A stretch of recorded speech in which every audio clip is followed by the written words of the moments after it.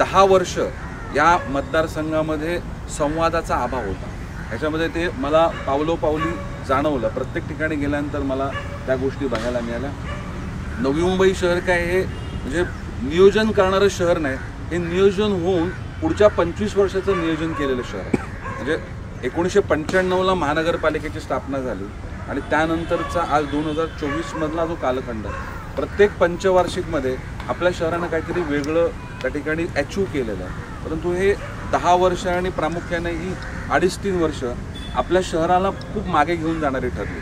लोक शिक्षित आहेत, परंतु राजकीय लोकांना अजून तेवढी माहिती नाही आहे की शहरामध्ये काय चाललं आहे। आपल्या शहराचं पाणी पळवलं जात आहे, आपल्या शहरातले पैसे जे टॅक्स रूपानं तुम्ही भरताय त्याचं विश्वस्त हे नगरसेवक करत असतात किंवा लोकप्रतिनिधींचे विश्वस्त आहेत, आपले लोकप्रतिनिधी आहेत। आपल्या शहराचे 5,000 कोटी रुपये हे 14 गावांकरता वापरण्याचं देखील षडयंत्र केलं आहे। त्यावेळेस म्हणजे जे लोकप्रतिनिधी आहेत त्यांची जबाबदारी आहे की शहराचं कुठेतरी कमी केलं जातं, शहराचे प्लॉट कमी होत आहेत, शहराचं पाणी चोरलं जात आहे। आपण आपल्या लोकप्रतिनिधीचं आमदारकी टिकवण्याकरता नाही, परंतु नवी मुंबई शहराचं वैभव टिकवण्याकरता, नवी मुंबईच्या शहराची व्यवस्था टिकवण्याकरता आपण आवाज उचलला पाहिजे। म्हणून लोकांनी तुम्हाला मतदान केलंय। लोकांनी तुम्हाला काय आमदार बसून फक्त गाडीमधून फिरून हात करायला काय आमदार केलेलं नाही आहे। लोकांची इच्छा आहे की तुम्ही लोकांमध्ये जावं।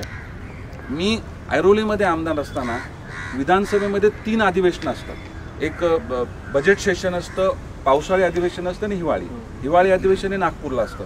परंतु या प्रत्येक अधिवेशनाच्या अगोदर मी प्रत्येक नोडमध्ये जायचो। जसं सानपाडा नोडमध्ये आल्यानंतर एका रविवारच्या दिवशी सगळ्यांना कळवलं जायचं, जवळपास 700 ते 1000 लोक तिकडे यायची। मग ती विविध स्तरातली लोक यायची। आपल्या विषयमधली पर्यावरणाच्या विषय, महानगरपालिकेचे विषय, सिडकोचे विषय, MIDCचे विषय, MS म्हणजे महावितरणच्या संवेद, अजून वैयक्तिक विषय, पोलिसांशी निगडीत विषय, हे सगळे विषय ते मांडायचे। आणि हे विषय घेऊन मी त्या प्रत्येक डिपार्टमेंटला ते विषय जागेवरच द्यायचो आणि जे विषय पॉलिसी करता असायचे ते विषय मी विधानसभेमध्ये मांडायचो। हे करताना हे विषय मला नागरिकांकडूनच मिळायचे आणि मग ती सोडवणूक करण्याचा प्रयत्न मी करायचो। त्यामुळे बॅकलॉग तसा राहायचा नाही, परंतु ह्या बेलापूर मतदारसंघामध्ये खूप मोठा बॅकलॉग निर्माण झालेला या ठिकाणी मला प्रकर्षानं बघायला मिळाला।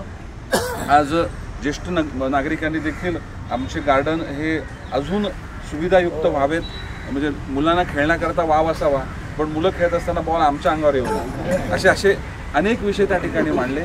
पाण्याचा प्रश्न देखील हा म्हणजे थोडंसं नियोजन करून पाण्याचा प्रश्न हा सॉल्व्ह होण्यासारखा होता, परंतु लोकांचं ऐकलं पाहिजे। नेमकं कुठे पाणी जात आहे किंवा आपलं पाणी कुठे बाहेर घेऊन जात आहे याचा एक सर्वांगीण विचार केला गेला पाहिजे। खरं तर मला आमदार बनायचं असतं ना तर मी कधीच, आता मला तुम्ही अभिनंदन करायला आले असते, ही संधी मला दिलेली, परंतु लोकांची कामं होणार नसतील तर मी आमदारकी घेऊन काय करू, मला ही रात्रीची झोप येणार नाही। त्यामुळे आपण निवडणुकीला सामोरं जाऊ आणि त्यानंतर मग लोकांची जबाबदारी घेऊन काम करण्याचा प्रयत्न करू आणि नक्कीच त्यामध्ये आपण यशस्वी होऊ, अशा प्रकारची भावना मनामध्ये ठेवून मी पुढे निघालो आणि निर्णय केला।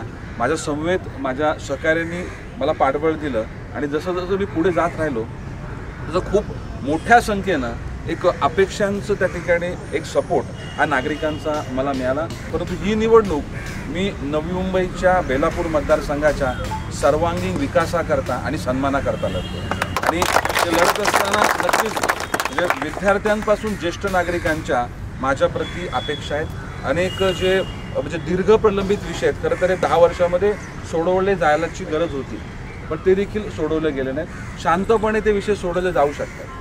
तर सर्वांचा एक म्हणजे सर्वांचा आदर करून सगळ्यांना संतुलित करून विषय मार्गी लागतो, परंतु त्याकरता एक प्रामाणिक प्रयत्न करणं गरजेचं असतं आणि मला नक्कीच विश्वास आहे की मी 23 तारखेची वाट बघणार नाही, मी 20 तारखेच्या 6 वाजल्यापासूनच काम करायला सुरुवात करणार।